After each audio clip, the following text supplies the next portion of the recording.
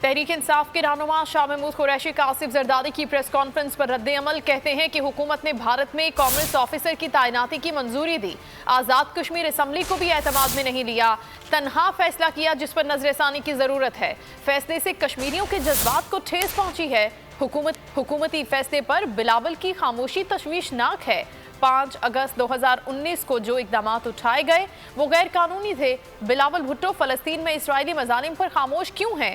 اس وقت ہمارا سفارت خانہ صرف 50% کام کر رہا ہے۔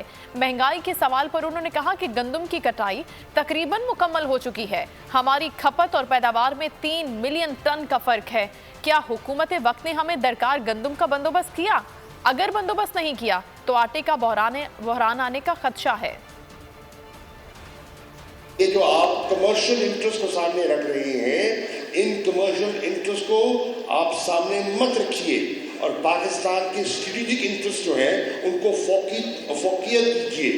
آپ اپنے مفاد کو، اس قومی مفاد بڑا ہے، کشمیر کا مفاد جو ہے وہ اس چھوٹی موٹی تجارت سے زیادہ اہم ہے اور اس کو ترجیح دیجیے اور فیصلے پر نظر ثانی کیجیے۔ کشمیر کا مسئلہ ہو، فلسطین کا مسئلہ ہو، ہماری فورن پالیسی میں تسلسل رہا ہے، یکسوئی رہی ہے۔ آج وہاں یہ تشدد ہوتا ہے، لوگ زخمی ہوتے ہیں، شہادت، یہ کیا اشارہ دے رہی ہے؟ آپ کس سے خائف ہیں؟ بلاول نے کوئی اس کا نوٹس لیا ہے؟ یہ ایشوز کون ٹیک اپ کرے گا؟ سبسکرائب کریں اور بیل دبائیں تاکہ کوئی خبر رہ نہ جائے۔